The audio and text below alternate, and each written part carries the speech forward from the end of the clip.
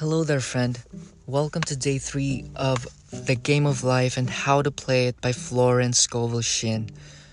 Many people have brought disaster into their lives through idle words.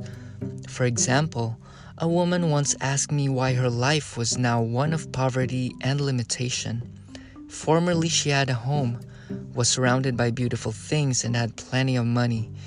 We found she had often tired of the management of her home and had said repeatedly, "I'm sick and tired of things. I wish I lived in a trunk." And she added, "Today, I am living in that trunk." She had spoken herself into a trunk. The subconscious mind has no sense of humor, and people often joke themselves into unhappy experiences. For example, a woman who had a great deal of money joked continually about getting ready for the poorhouse. In a few years, she was almost destitute, having impressed the subconscious mind with a picture of lack and limitation. Fortunately, the law works both ways, and a situation of lack may be changed to one of plenty. For example, a woman came to me one hot summer's day for a treatment for prosperity. She was worn out, dejected, and discouraged. She said she possessed just $8 in the world. I said, "Good. We'll bless the $8 and multiply them as Jesus Christ multiplied the loaves and the fishes." For he taught that every man had the power to bless and to multiply, to heal and to prosper. She said, "What shall I do next?" I replied, "Follow intuition." Have you a hunch to do anything or to go anywhere? Intuition means intuition, or to be taught from within. It is man's unerring guide, and I will deal more fully with its laws in a following chapter. The woman replied, "I don't know. I seem to have a hunch to go home. I've just enough money for car fare." Her home was in a distant city and was one of lack and limitation. And the reasoning mind would have said, "Stay in New York and get work, make some money." I replied, "Go home, never violate a hunch." I spoke the following words for her. "Infinite Spirit, open the way for great abundance for blank." She is an irresistible magnet for all that belongs to her by divine right. I told her to repeat it continually also. She left for home immediately. In calling on a woman one day, she linked up with an old friend of her family. Through this friend, she received thousands of dollars in a most miraculous way. She has said to me often, "Tell people about the woman who came to you with $8 and a hunch." In this section, Florence Scovel Shinn reminds us the power of the word. We must be careful on the words we speak and the thoughts that we think. Be mindful of what your conscious mind is telling you or is focused on. Avoid complaining. That's a really good habit. You can just quit it, just like you quit smoking or alcohol. Quit bad thinking. Quit criticizing.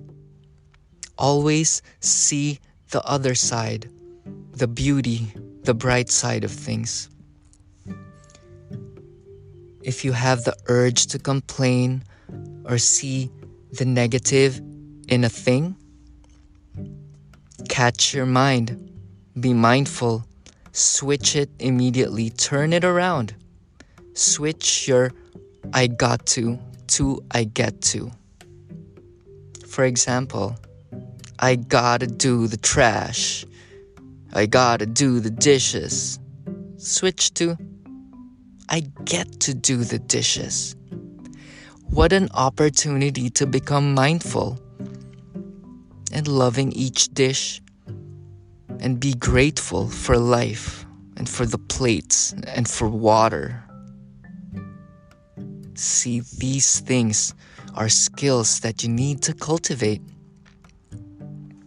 And another thing in here is the affirmation of infinite spirit.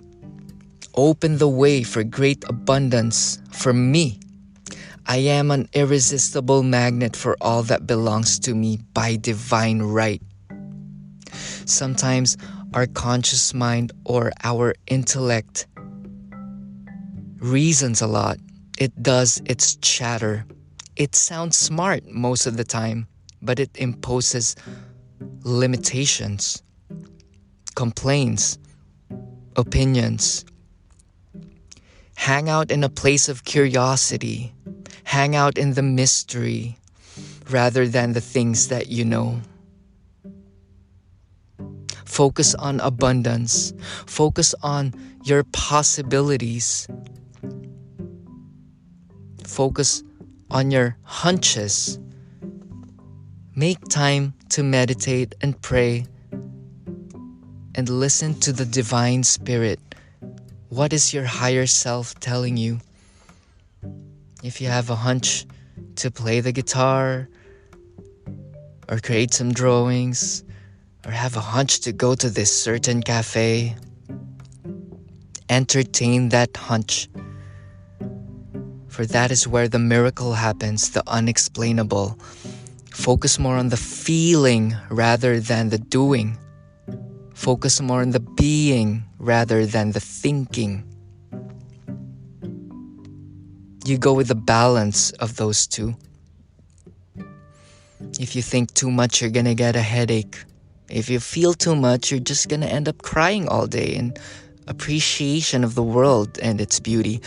So I suggest you find the middle ground, the middle way, find that center. And talking about abundance, prosperity does not only come in money. It comes in health, friendships, appreciation. Meditate on the leaves of the tree and the grain of sand. And meditate on the neurological patterns in your brain. It's inside you. There are many possibilities there. Imagine the abundance and of the possibilities of what you can be and do. There's no limit to what you can be, do, or have. Cultivate that skill. Once again, in meditation, try to write it down. Write down your hunches, your curiosities, for you do not know what you can provide the world. So, hope you have a great day. Namaste. Hope you play the game of life, know its rules, and play it good and play it well. God loves you. You love yourself. Stay positive. Namaste.